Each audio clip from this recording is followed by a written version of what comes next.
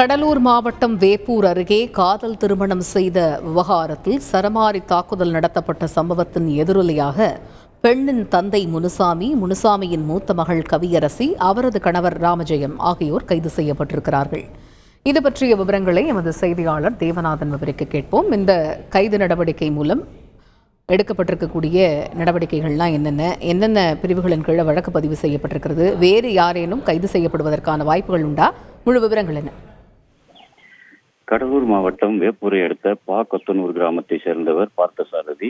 இவர் அதே கிராமத்தை சேர்ந்த சுசித்ரா என்ற ஒரு பெண்ணை திருமணம் காதலித்து வந்திருக்கிறாரு. இந்த நிலையில அந்த பெண்ணின் வீட்டில் எதிர்ப்பு தெரிவித்த காரணத்தினால கடந்த சில தினங்களுக்கு முன்பு பார்த்தசாரதி சுசித்ராவுடன் திருமணம் செய்து கொண்டு வீட்டை விட்டு வெளியேறுகிறார். இந்த சம்பவத்துல பெண் வீட்டார் தங்களது பெண்ணை அவர் அழைத்து சென்று திருமணம் செய்த காரணத்தினால அந்த பார்த்தசாரதியுடைய தந்தை மற்றும் உறவினர்களை வீடு புகுந்து தாக்கி மற்றும் சாலையில் இழுத்து தாக்கிய சம்பவம் வீடியோ வைரலாக பரவி வந்தது.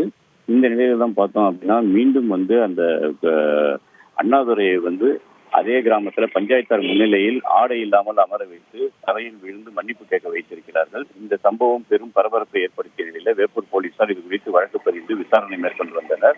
விசாரணையில் இந்த சம்பவம் உண்மை என்று தெரிய வந்ததை தொடர்ந்து இந்த சம்பவத்தில் தொடர்புடையதாக அந்த பெண்ணின் தந்தை முனுசாமி, அக்கா கலையரசி மற்றும் அக்காவின் கணவர் ராமானுஜம் ஆகிய 3 பேரை தற்போது போலீசார் கைது செய்திருக்காங்க.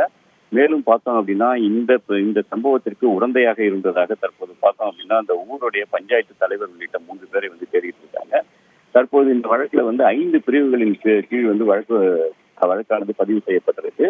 அதாவது அந்த அண்ணாதுரை, அந்த மணமகன் அண்ணாதுரையுடைய தாயார் கொடுத்த புகாரின் பேரில் இந்த வழக்கானது பதிவு செய்யப்பட்டிருக்கு. கொலை முயற்சி வழக்கு மற்றும் பெண் வன்கொடுமை சட்டம் உள்ளிட்ட 5 பிரிவுகளின் கீழ் இந்த வழக்கானது பதிவு செய்யப்பட்டிருக்கு. தற்போது போலீசார் அந்த கிராமத்துல தொடர்ந்து அந்த பஞ்சாயத்தார் உள்ளிட்டவர்கள் தேடிக்கிட்டு இருக்காங்க.